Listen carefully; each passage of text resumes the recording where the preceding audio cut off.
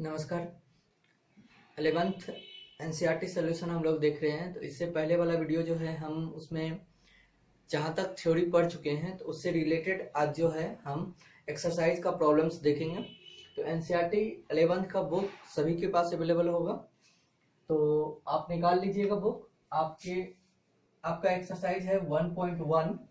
Exercise 1.1 का पहला सवाल हम लोग देखेंगे। तो देखिए, जैसे कि इसमें बोला गया है which of the following are sets, यानी इसमें से आपको पहचानना है कौन सा सेट्स है। जैसा कि इससे पहले वाले वीडियो जिसमें हम थ्योरी बताए हुए हैं, जो इससे पहले वो वीडियो नहीं देखे हैं उसको पहले देख लीजिए।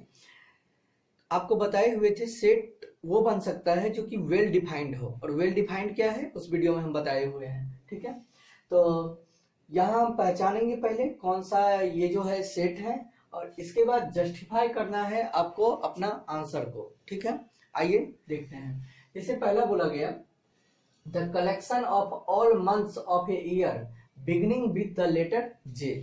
तो आप ये बताइए क्या ये वेल डिफाइंड है या नहीं। तो आप ये बोलिएगा ये वेल डिफाइंड है। क्यों? क्योंकि सभी मंथ्स के एक 1 ईयर में कितने भी जो भी मंथ्स होते हैं सभी के बारे में आपको जानकारी अच्छी तरह से अवेलेबल है, और आपको पूछा जा रहा है कि ऐसे मंथ को कलेक्ट करके आप सेट बनाइए। The collection of all months of a year beginning with the letter J. तो आप बोल सकते हैं आराम से ऐसे मंथ को कलेक्ट किया जा सकता है जो कि स्टार्टिंग हो रहा है जे से। जैसे कि आप जनवरी बोल सकते हैं जे से स्टार्ट होगा, फिर जून बोल सकते हैं जे से स्टार्ट होगा, जुलाई बोल सकते हैं जे से स्टार्ट होगा। तो इस तरह से हम वैसे मंथ को एक ईयर में जितने भी मंथ आएंगे सभी को सेलेक्ट करके आराम से एक सेट बना सकते हैं। तो ये वेल डिफाइंड है। तो इसका आंसर आप ऐसे लिखिएगा the collection of all months of a year beginning with the letter J is well defined. ये वेल डिफाइंड है तो सेट पॉसिबल बनेगा ही सेट। ठीक है, अब क्यों यहाँ जस्टिफाई करना है आंसर, तो लिख दीजिएगा because one can definitely identify a month that belong to this collection. ये आराम से ये लैंग्वेज की चीजें हैं, आप अपने से भी लिख सकते हैं। तो हम यहाँ लिख दिए हैं, आप नोट कर लीजिएगा, या बोल रहे हैं आप कॉपी में नोट भी कर सकते हैं। वन कैन डेफिनेटली आइडेंटिफाई, कोई भी निश्चित रूप से आइडेंटिफाई कर सकता है यानी पहचान सकता है ऐसे मंथ्स को जो कि इस कलेक्शन में बिलोंग करेगा। ठीक है, जो कि इस कलेक्शन में बिलोंग करेगा, यानी इस कलेक्शन में वैसे मंथ को लेना है जो जे से शुरू होगा। उम्मीद है ये समझ में आया होगा पहला। दूसरा, the collection of 10 most talented writer of India. तो आपको बोला गया है कलेक्शन ऑफ 10 मोस्ट टैलेंटेड। तो आप बताइए क्या ये वेल डिफाइंड है। आप बोलिएगा बिल्कुल नहीं है, क्योंकि वेल डिफाइंड में हम देखे हुए हैं कि हमारे पास ऐसा कोई मेजरमेंट है ही नहीं जिसके अकॉर्डिंग हम किसी इंसान का टैलेंट या फिर इंटेलिजेंस या गुडनेस किसी का हम जो है मतलब मेजर कर सकते हैं। कोई इंसान कितना टैलेंटेड है, कोई इंसान में कितना इंटेलिजेंसी है, हम नहीं फाइंड कर सकते हैं। क्यों? क्योंकि ये पर्सन टू पर्सन वेरी करता है। प्रत्येक पर्सन के लिए मतलब टैलेंट या इंटेलिजेंसी का डिफिनेशन अलग अलग हो जाएगा। ठीक है ना, तो इसी बात को आप ऐसे लिख सकते हैं the collection of 10 most talented writers of India is not well defined because, आप ऐसे देख सकते हैं the criteria for determining a writer's talent may vary from person to person. ये पर्सन टू पर्सन वेरी करेगा, अलग हो जाएगा। ठीक है, तो हम फिर से बोल देते हैं, आप लिख लीजिएगा the criteria for determining a writer's talent may vary from person to person. ये पर्सन टू पर्सन वेरी करेगा, अलग हो जाएगा। ठीक है, चलिए आगे बोला गया a team of 11 best cricket batsman of the world. आपको बताना है, आपको ऐसा सेट बनाना है कि team of 11 best cricket batsman. तो क्या आप बना सकते हैं? नहीं बना सकते हैं, क्योंकि इसमें भी बेस्ट बैट्समैन के बारे में बताया गया है। तो ऐसा कोई मतलब ये क्राइटेरिया जो है फिर अलग अलग पर्सन के लिए अलग अलग हो जाएगा, वेरी करेगा पर्सन टू पर्सन। कोई बैट्समैन किसी के मतलब किस बैट्समैन को आप किसके अकॉर्डिंग मतलब बेस्ट मान रहे हैं, ये पर्सन टू पर्सन वेरी कर जाएगा। ठीक है ना, इस बात को ऐसे भी लिख सकते हैं, इसी को हम एडिट कर देते हैं the criteria for determining a batsman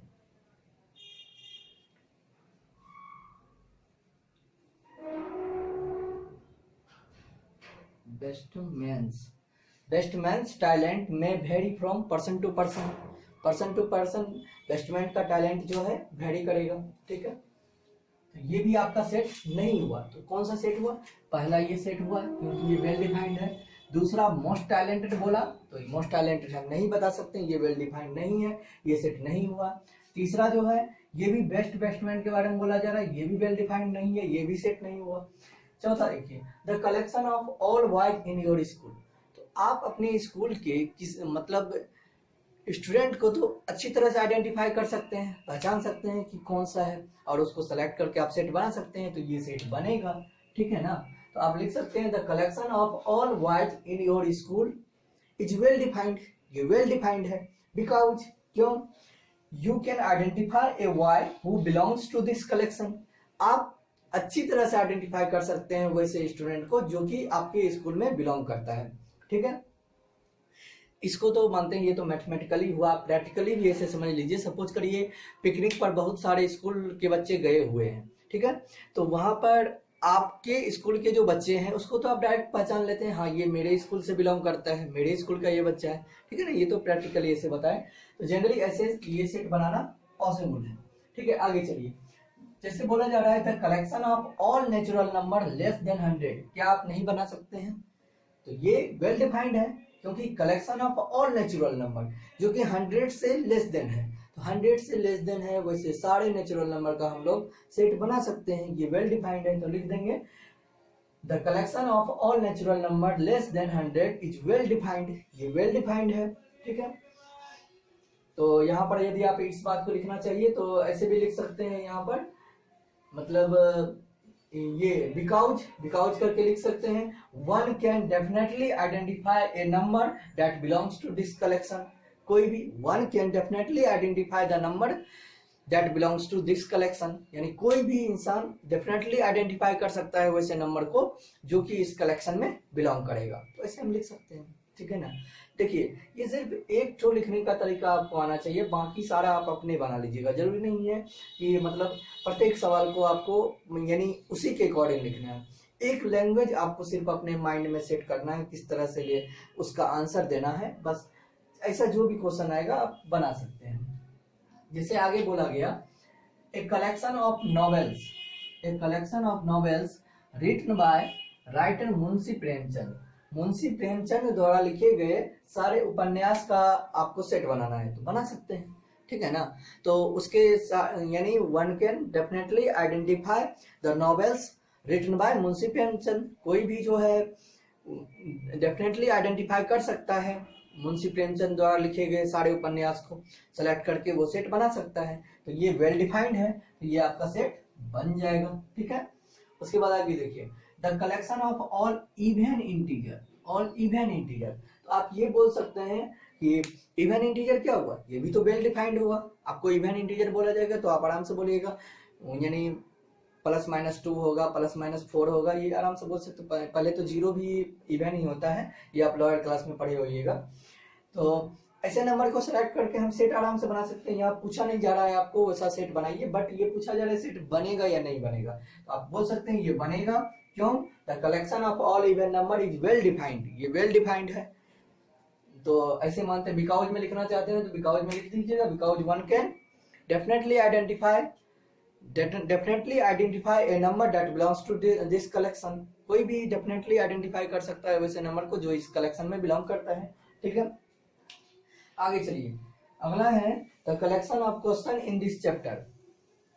collection of question in this chapter, इस चैप्टर में जो क्वेश्चन है उसका तो कोई भी आइडेंटिफाई कर सकता है, तो लिख सकते हैं यानी the collection of question in this chapter is well defined because one can definitely identify a question that belongs to this chapter. ठीक है, तो इस तरह से हम बना सकते हैं। ये आपका हो गया। लास्ट देखिए, a collection of most dangerous animals of the world. अब देखिए फिर यहाँ पूछा गया मोस्ट डेंजरस। आप शुरू से देखते आ रहे हैं कि ऐसा कोई मेजरमेंट नहीं है जिसके अकॉर्डिंग हम किसी भी इंसान या फिर जानवर का अच्छाई या बुराई हम मेजर कर सकते हैं। ठीक है ना, तो the collection of most dangerous animal. तो फिर यहाँ पर आप लिख सकते हैं ये the criteria for determining the dangerousness of an animal can vary from animal to animal, यानी किसी भी मतलब एनिमल का जो है डेंजरसनेस जो है उसका कितना खतरनाक है, ये एनिमल टू एनिमल वेरी कर जाएगा, अलग अलग हो जाएगा। कभी कभी आप सुने होइएगा एक चींटी भी खतरनाक हो जाता है, तो ऐसा हम नहीं बोल सकते हैं कि सिर्फ बड़ा जानवर खतरनाक होता है, छोटा नहीं होता है। तो ये एनिमल टू एनिमल ये वेरी कर जाता है। तो ऐसा कोई हमारे पास मेजरमेंट नहीं है जिसके अकॉर्डिंग हम जो है ये डिसाइड कर पाते हैं कि कौन सा एनिमल ज्यादा डेंजरस है। तो उम्मीद करते हैं ये क्लियर हुआ होगा। तो आप देख लिए ये जो है the collection of most dangerous बोला गया, तो ये वेल डिफाइंड नहीं है, ये सेट नहीं हुआ मेरा। The collection of questions in this chapter ये वेल डिफाइंड है, ये मेरा सेट बनेगा। और मतलब आंसर में क्या लिखना है, because one can definitely identify a question that belongs to this collection। इस कलेक्शन में मतलब जो भी क्वेश्चन आएंगे वो सारे को सेलेक्ट कोई भी कर सकता है। The collection of all even integer one can definitely identify a number that belongs to this collection.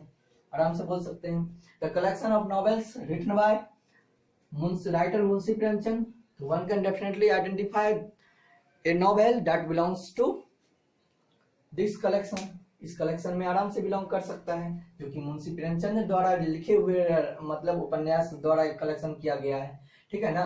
तो the collection of all natural number less than 100, one can definitely identify a number that belongs to this collection. आराम से बना सकते हैं। तो ये आपका जितना भी हम सही टिक किए हैं ये आपका सेट बना है, बाकी ये सेट नहीं बना है जो वेल डिफाइंड नहीं है। उम्मीद करते हैं ये समझ में आएगा। आगे हम लोग देखेंगे सवाल नंबर 2। चलिए आगे देखते हैं हम लोग सवाल नंबर 2। सवाल नंबर 2 में बोला गया है let A is equal to, ये सेट दिया हुआ है 1 2 3 4 5 6, इंसर्ट द एप्रोप्रिएट सिंबल। आपको ये सिंबल जो हम बताए थे मेंबरशिप रिलेशन को जो रिप्रेजेंट करता है, ग्रीक सिंबल है बिलोंग्स टू, ये आपको हम इसका यूज करना पहले वीडियो में बता चुके हैं, ठीक है। ब्लैंक स्पेस में आपको भरना है। तो आपको हम ये बताए थे यदि जैसे 5 इस सेट में बिलोंग कर रहा है, तो यानी ये जो 5 हुआ इस सेट ए का एलिमेंट हुआ, तो इसको हम ऐसे लिखेंगे 5 जो है बिलोंग्स टू, यानी ये बिलोंग्स टू इसको पढ़ते हैं 5 बिलोंग्स टू ए 5। तो यानी ये मेंबरशिप रिलेशन इस बात को बताता है कि 5 जो है इस ए का मेंबर है। इसी तरह 8 के बारे में आपको बताना है कि 8 बिलोंग्स टू या डज नॉट बिलोंग्स टू। तो देख रहे हैं 8 इसका मेंबर नहीं है, तो 8 जो है डज नॉट बिलोंग्स टू ए, ठीक है। इसी तरह 0 इसका मेंबर है नहीं है, तो 0 डज नॉट बिलोंग्स टू ए। अब देखिए 4 इसका मेंबर है, तो हाँ है, तो 4 बिलोंग्स टू ए। अब देखिए फिर 2 इसका मेंबर है, तो हाँ है, 2 बिलोंग्स टू ए। 10 इसका मेंबर है नहीं है, तो 10 does not belongs to A. Basically ये बिलोंग्स टू और डज नॉट बिलोंग्स टू का यूज करना था। तो उम्मीद करते हैं ये सवाल तो बहुत इजी था। अब आगे चलिए, आगे जैसा कि हम थ्योरी के वीडियो में पढ़ चुके हैं कि किसी भी सेट को हम दो तरह से रिप्रेजेंट करते हैं, एक टेबुलर या रोस्टर के फॉर्म में, दूसरा सेट बिल्डर के फॉर्म में। और वहां बताते समय हम ये भी बताए थे, एक्सरसाइज में आपको सवाल मिलेगा कि आपको टेबुलर के फॉर्म में दिया हुआ रहेगा, बोलेगा सेट बिल्डर के फॉर्म में बदलिए, और सेट बिल्डर के फॉर्म में दिया हुआ रहेगा, बोलेगा टेबुलर के फॉर्म में बदलिए। तो जैसे मेरे सामने अभी एक सवाल है आपकी बुक का एनसीईआरटी का सवाल नंबर 3। तो write the following set into roster form. ये सेट बिल्डर के फॉर्म में दिया हुआ है, इसे रोस्टर के फॉर्म में आपको बदलना है। तो आप कैसे बदलिएगा, ध्यान दीजिए। जैसे कि ये दिया हुआ है S such that x is an integer, and integer कौन सा है, ये एक्स जो है ये वेरिएबल के रूप में रहता है। आपको पता है सेट बिल्डर के फॉर्म में जब भी सेट लिखाता है तो वो उसमें वेरिएबल के रूप में रहता है और डायरेक्ट एलिमेंट आपको नजर नहीं आता है। लेकिन आपको जब उसे टेबुलर या रोस्टर के फॉर्म में जब आप उस सेट को लिखिएगा तो उसमें डायरेक्ट एलिमेंट आपको नजर आना चाहिए। तो आप ऐसा एक्स लीजिए जो कि इंटीजर हो -3 से बड़ा और 7 से छोटा, greater than -3 and less than 7। तो आप बोल सकते हैं ऐसे केस में हो जाएगा -2 -1 0 1 2 3 4 5 एंड 6। 7 हम नहीं ले सकते हैं क्योंकि लेस देन 7 लेना है, और -3 नहीं ले सकते हैं क्योंकि ग्रेटर देन -3 लेना है। ठीक है, तो ये आपका सेट बिल्डर के फॉर्म में था, इसे हम बदल दिए टेबुलर या रोस्टर के फॉर्म में। ठीक है, अब दूसरा इसी तरह आप बोलते जाइए। दूसरा जैसे दिया हुआ है B, as such that x is a natural number less than 6। Natural number का एक सेट बनाना है जो कि 6 से लेस देन वैसा कोई एक्स है, तो आप बोल सकते हैं बी बराबर, बोलिए क्या क्या हो जाएगा। 5 से लेस, नेचुरल नंबर है तो 1 से शुरू होगा, 1 2 3 4, और 6 से लेस लेना है तो हम 5 तक लेंगे। ठीक है, ये हो गया मेरा। अब देखिए फिर आपको बोला जा रहा है C is equal to as such that x is a 2 digit natural number such that the sum of its digit is 8। ठीक है, देखिए हम थोड़ा प्लेस ऊपर ऊपर ये मिला देते हैं यहां तक।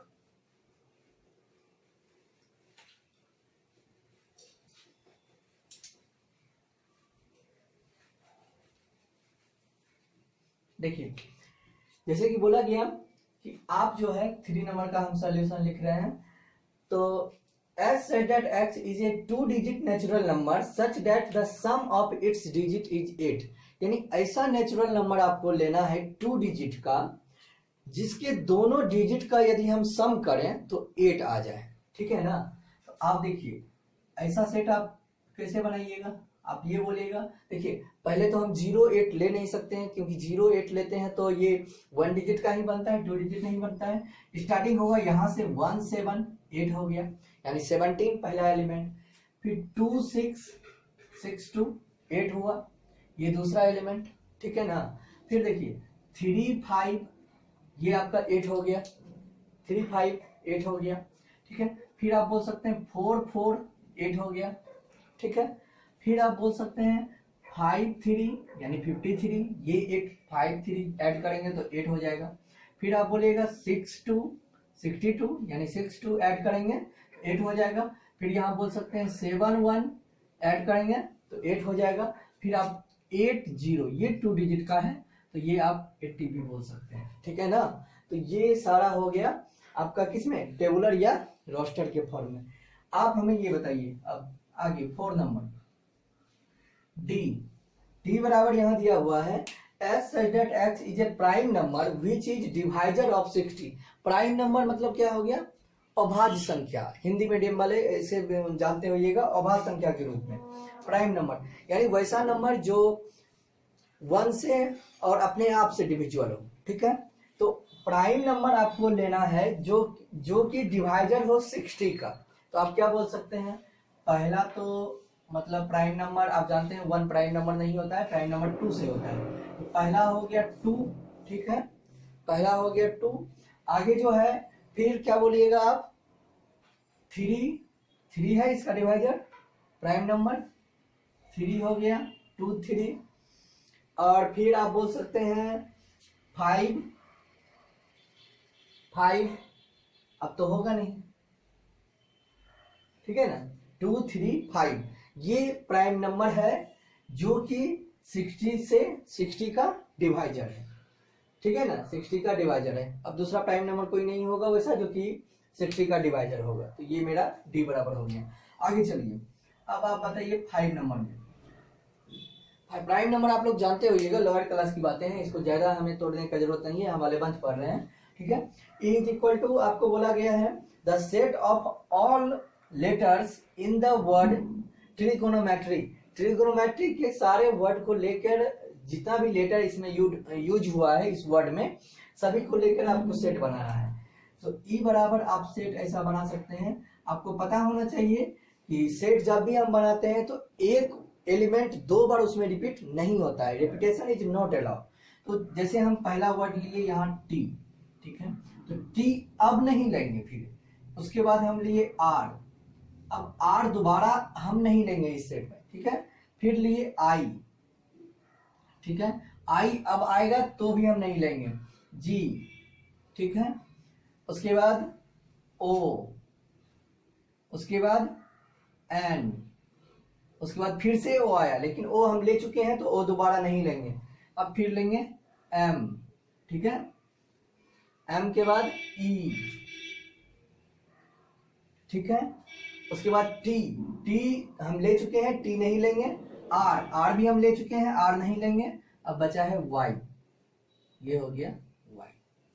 ट्रिगोनोमेट्री कि सारे लेटर को यूज करके हम लोग सेट बना लिए, ठीक है। आगे लास्ट बोलिएगा 6 नंबर में F बराबर, ये सेट आप एक अपने से बनाइए, set of all letters in the word better, तो आप ये बोलिएगा B हम लेंगे, ठीक है, E लेंगे, T लेंगे, T 2 बार है तो ये रिपीटेशन नहीं अलाउड है, तो एक भी बार T होता है, E भी हम ले चुके हैं तो दोबारा E नहीं लेंगे, R, ठीक है। तो ये हम लोग सवाल नंबर 3 भी कंप्लीट कर चुके हैं। आगे अब देखेंगे सवाल नंबर 4। चलिए आगे चलते हैं। Number 4, right the following set into set builder form. अब इसमें जो है 4 नंबर में, उसमें 3 नंबर में जो था सेट बिल्डर फॉर्म में दिया हुआ था, हमें टेबुलर या रोस्टर में बदलना था, बट इसमें जो है 4 नंबर में मतलब हमें सेट बिल्डर के ही फॉर्म में बदलना है और टेबुलर या रोस्टर के फॉर्म में हमको दिया हुआ है। तो आइए बदलते हैं इसको। वेरिएबल के फॉर्म में लिखना है, जैसे दिया हुआ है 3, 6, 9, 12, इसको आप क्या लिख सकते हैं, सोचिए तो, जैसे ऐसे लिख सकते हैं ना, x such that x is equal to 3n, ये 3 के मल्टीपल के रूप में आ रहा है, जहां n जो है बिलोंग्स कर रहा है नेचुरल नंबर n में, एंड n का वैल्यू कहां से कहां तक है, तो ग्रेटर n इक्वल टू 1, ये n का value, and less n equal to 4, ऐसा लिख सकते हैं या नहीं। आप ये देखिए जब n का वैल्यू हम 1 रखते हैं तो 3 आ जाएगा, 3 इंटू 1 3 आ जाएगा, फिर जो है जब 2 रखते हैं तो 6 आ जाएगा, 3 रखते हैं तो 9 आ जाएगा, और 4 रखते हैं तो 12 आ जाएगा, और इससे ज्यादा हम ले नहीं सकते हैं। तो ये जो था मेरा टेबुलर या रोस्टर के फॉर्म में, इसे हम बदल दिए सेट बिल्डर के फॉर्म में इस तरह से, एस सच दैट एक्स जो कि वेरिएबल है, उसमें जो भी नंबर आएगा वो 3 इंटू एन के फॉर्म में आएगा, और एन जो है बिलोंग्स करेगा नेचुरल नंबर के सेट में, और ये नंबर कहां से कहां तक होगा, तो एन जो होगा greater n equal to 1 and less n equal to 4 होगा, ठीक है। चलिए इसको लिखिए, तो जैसे इसको हम ऐसा लिख सकते हैं ना, 2, 4, 8, 16 और 32 है, तो आप ये देख रहे हैं ये ऐसे बन रहा है, 2 पर पावर 1, फिर 2 पर पावर 2, 2 पर पावर 3, 2 पर पावर 4, 2 पर power 5।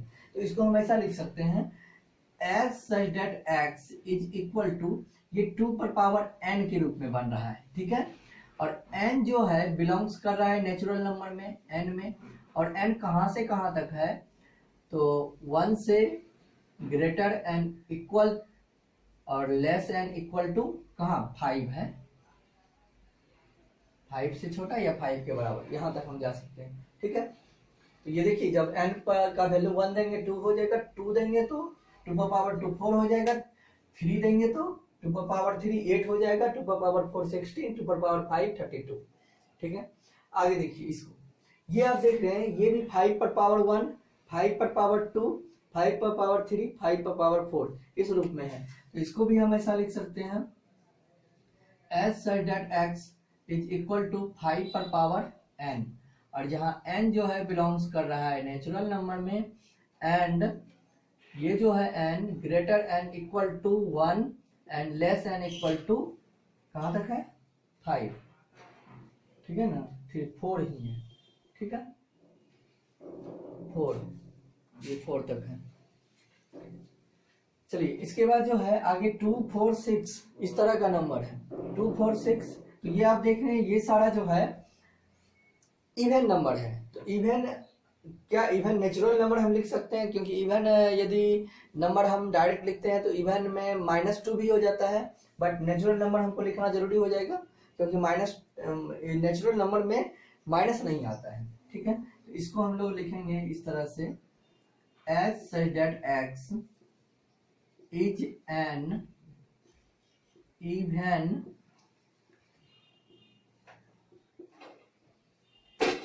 natural number, even natural number as such that x is an even natural number, यानी इसमें जो भी एलिमेंट है ये आपका इवन नेचुरल नंबर के होता है। ये थोड़ा ऐसे लिखा गया, अरेंज कर लीजिए।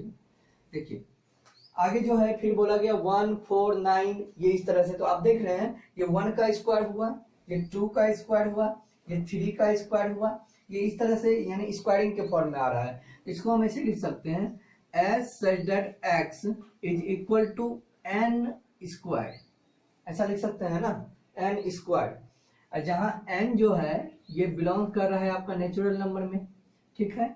एंड कंडीशन क्या है कि ये n का value greater n equal to 1 and less n equal to 10, यहां तक है। क्योंकि आप देख रहे हैं जब 1 का स्क्वायर कर रहे हैं तो 1 मिल रहा है, फिर 2 रख रहे हैं, 2 का स्क्वायर 4, 3 का स्क्वायर 9, 4 का स्क्वायर, इसी तरह लास्ट में 10 का स्क्वायर 100, ठीक है। तो ये चौथा सवाल भी हम लोग कंप्लीट कर चुके हैं, जिसमें कि हमें टेबुलर या रोस्टर के फॉर्म में दिया हुआ था और हमें सेट बिल्डर के फॉर्म में बदलना था। तो हम ये देख चुके कि किस तरह से हम लोग बदले, ठीक है। चलते हैं आगे, हम लोग देखेंगे सवाल नंबर 5। नंबर 5 जैसे कि है list all the elements of the flowing set, कि जो सेट दिया हुआ है इसके सारे एलिमेंट को आपको लिखना है। तो बेसिकली आपको देखने से लग रहा है कि ये सेट बिल्डर के फॉर्म में दिया हुआ है और हमें इसे टेबुलर या रोस्टर के फॉर्म में लिखना है। तो आप ये देख सकते हैं जैसे a बराबर सेट दिया हुआ है as such that x is an odd natural number. तो ऑड नेचुरल नंबर को तो आप आराम से इसे लिख सकते हैं 1 3 5 7 9 और इस तरह से ये कंटिन्यू चलेगा। ये हो गया ऑड नेचुरल नंबर, ठीक है, आराम से लिख सकते हैं इस तरह से। अब देखिए b बराबर जो ये सेट दिया हुआ है as such that x is an, यानी x का वैल्यू आपको कहां से कहां तक में लेना है, तो -1/2, यानी इसको यदि हम पॉइंट में बोलें तो -0.5 हुआ, ठीक है ना। और फिर प्लस में है 9/2 यानी 4.5, इसके बीच का नंबर आपको लेना है, ठीक है ना, क्योंकि इससे बड़ा और इससे छोटा यानी इसके बीच का नंबर आपको लेना है। और कंडीशन क्या है, ये रेशनल नंबर मतलब नहीं लेना है, जो कि आप p/q के फॉर्म में भी ले सकते हैं, आपको लेना है इंटीजर। तो आप समझ रहे हैं इंटीजर क्या है, तो इसको हम क्या लेंगे, जैसे कि -0.5 से आगे हम जाएंगे, यदि 0.5 यानी ये 0 से आगे हो चुका है, ठीक है ना, तो -0.5 ये मतलब -1 के बाद आया है, तो आगे 0 आप ले सकते हैं, एक हो गया इंटीजर। इसके बाद आप क्या लीजिएगा 1 लीजिएगा, ठीक है। इसके बाद क्या लीजिएगा 2 लीजिएगा, इसके बाद क्या लीजिएगा 3 लीजिएगा, इसके बाद क्या लीजिएगा 4 लीजिएगा। क्योंकि 4 जो है 4 जब अब आ गया तो 4.5 इससे आगे हो जाएगा, उससे छोटा ही लेना है, तो इंटीजर आपका यही हो जाएगा। 1 जो है हम नहीं ले सकते हैं, क्योंकि ये 1 के बाद ये आपका यानी आपको -0.5 से बड़ा लेना है, ठीक है ना। तो ये हो गया इंटीजर आपका बी नंबर। आगे चलिए सी नंबर में आपको इसको लिखना है, तो लिखिए इसको as such that x is an x square less n equal to 4 है, इंटीजर लेना है। तो आप बताइए क्या क्या हो सकता है यहाँ पर, ऐसा इंटीजर जिसका स्क्वायर करें हम और वो 4 के बराबर हो या उससे छोटा हो। तो आप ये बोलिएगा -2 ले लीजिए, -2 का स्क्वायर 4 हो जाएगा। -1 ले लीजिए, देखिए -3 नहीं ले सकते हैं क्योंकि -3 करेंगे तो स्क्वायर 9 हो जाएगा, जो कि 4 से ग्रेटर देन हो जाएगा। तो हमें 4 से लेस ही लेना है या इक्वल लेना है, तो -1 हो गया। आप 0 ले सकते हैं, फिर 1 ले सकते हैं, फिर 2 ले सकते हैं, ठीक है ना, इतना ही हम ले सकते हैं। तो ये मेरा हो गया एलिमेंट सी बराबर सेट, हम इसको टेबुलर के फॉर्म में लिखे, ठीक है। अब डी जो है इसको आपको एक सेट बनाना है, तो डी बराबर यहाँ हम बना रहे हैं, आप देखिएगा ये तो बहुत आसान है। आपको ये जो लेटर वर्ड दिया हुआ है लॉयल, इसका लेटर को लेके आपको सेट बनाना है, तो आप ऐसे बना सकते हैं, एल हो गया, ओ हो गया, ठीक है, वाई हो गया और ए हो गया, ठीक है ना। अब एल क्योंकि दोबारा फिर आ गया तो रिपीटेशन अलाउ नहीं होता है, तो हम उसे दोबारा नहीं लेंगे, ठीक है। तो उम्मीद करते हैं ये समझ में आया होगा। आगे चलिए 5 नंबर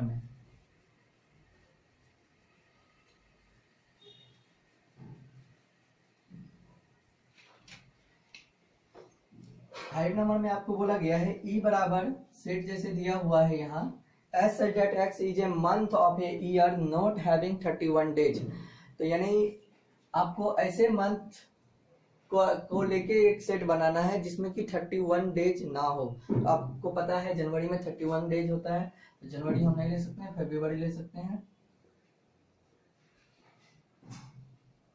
मार्च नहीं ले सकते हैं, अप्रैल ले सकते हैं, फिर मई हम नहीं ले सकते हैं, जून ले सकते हैं, ठीक है ना, जून में 31 डेज होता है, जुलाई में भी 31 डेज होता है, अगस्त में भी 31 डेज होता है, जुलाई अगस्त हम नहीं ले सकते हैं, सितंबर ले सकते हैं,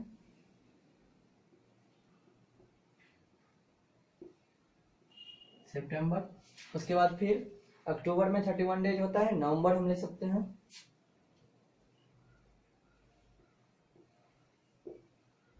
नवंबर, ठीक है, बहुत आसान था। यानी आपको ऐसा मंथ लेना था ईयर में जिसमें कि 31 डेज ना हो। तो हम फरवरी लिए, अप्रैल लिए, जून लिए, सितंबर लिए, नवंबर लिए, ठीक है। चलिए आगे 6 नंबर में जैसे बोला गया है, as said that x is a consonant in the English alphabet which precedes k। आपको कॉन्सोनेंट लेना है इंग्लिश अल्फाबेट का जो कि के की ओर प्रोसीड करता है, यानी के से पहले तक का आपको कॉन्सोनेंट लेना है। ए तो वॉवेल है, हम बी लेंगे, सी कॉन्सोनेंट हुआ, डी कॉन्सोनेंट हुआ, ई वॉवेल है, हम एफ लेंगे, फिर जी, एच, आई वॉवेल है, जे, फिर तो के आ जाएगा, के की ओर प्रोसीड कर रहा है, यानी बी, सी, डी, ई नहीं लेंगे, एफ, जी, एच, आई नहीं लेंगे, ठीक है। तो ये जो था बेसिकली हम लोग 5 नंबर सवाल जो है कंप्लीट कर चुके हैं। आइए अब इस एक्सरसाइज 1.1 का लास्ट सवाल हम लोग देख रहे हैं, 6 नंबर। इसमें आपको मैच करना है, इधर आपको सेट दिया हुआ है ये रोस्टर या टेबुलर के फॉर्म में, और इधर सेम सेट इधर जो है आपको सेट बिल्डर के फॉर्म में दिया हुआ है, आपको मैच करना है। जैसे आप देखिए यहाँ ये दिया हुआ है 1 2 3 6, तो आप देखिए यहाँ कौन सा ऐसा लग रहा है, ये 1 2 3 6, तो आप ये बोल सकते हैं ये आपका हो जाएगा। देखिए यहाँ as such that x is a natural number and divisor of 6, तो as such that x is a natural number, ये नेचुरल नंबर है और डिवाइजर 6 यानी ये इसका डिवाइजर है, तो आप ये बोल सकते हैं, आंसर यहाँ हम लिख रहे हैं, ये 1 का हो जाएगा c, ठीक है, 1 का c हो गया, ये as such that x is a natural number and divisor of 6। अब देखिए ये 2 और 3 है, आप पहला ऑप्शन देखिए as such that x is a prime number divisor of 6, ये 2 और 3 ये प्राइम नंबर है और 6 का डिवाइजर है, तो आपका 2 इससे मैच कर रहा है, a से मैच कर रहा है, ठीक है ना। बस छोटी सी बातें हैं, ये आप ऐसे देख सकते हैं। अब देखिए तीसरा तो देखने से ही लग रहा है कि मैथमेटिक्स जो का ये सेट बना हुआ है मैथमेटिक्स डी में ही है और दूसरा नहीं है, तो तीसरा का डी हो गया आपका जो है, ठीक है। फिर 4 नंबर का जो बचा आप लोगों को लास्ट में, ये 1 3 5 7 9, तो ये आपका हो रहा है, ये ऑड नेचुरल नंबर है जो कि 10 से छोटा है। उम्मीद करते हैं ये सारी बातें आपको समझ में आया होगा। बेसिकली हम लोग एक्सरसाइज 1.1 में कुछ नहीं जाने, सीधा जो है सिर्फ कौन सा सेट वेल डिफाइंड, जो वेल डिफाइंड सेट, जो वेल डिफाइंड स्टेटमेंट होता था, कलेक्शन जो मेरा वेल डिफाइंड होता था वो मेरा सेट बनता था, और मेंबरशिप रिलेशन बिलोंग्स टू और डज नॉट बिलोंग्स टू कहां पर हम लोग यूज करते हैं। इसके अलावा जो है कोई भी सेट यदि सेट बिल्डर के फॉर्म में रहेगा तो उसे रोस्टर के मतलब सेट बिल्डर के फॉर्म में रहेगा तो उसे रोस्टर या टेबुलर के फॉर्म में हम कैसे बदलेंगे, और यदि टेबुलर या रोस्टर के फॉर्म में रहेगा तो उसे सेट बिल्डर के फॉर्म में बदलेंगे। इतनी ही बातें हम लोग एक्सरसाइज 1.1 में पढ़े हैं, ठीक है।